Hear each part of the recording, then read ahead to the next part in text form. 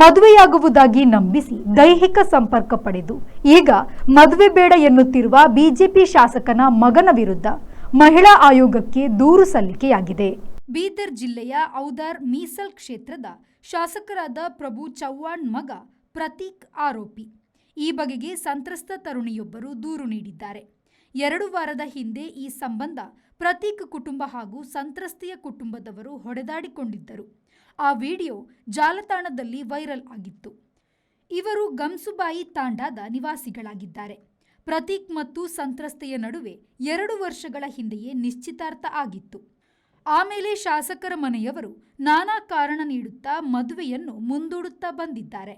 ಅದು 2 ಕುಟುಂಬಗಳು ಹೊಡೆದಾಡುವವರೆಗೆ ಮುಟ್ಟಿತ್ತು. ಈಗ ವಿಷಯ ಮಹಿಳಾ ಆಯೋಗದ ಅಂಗಳದಲ್ಲಿದೆ.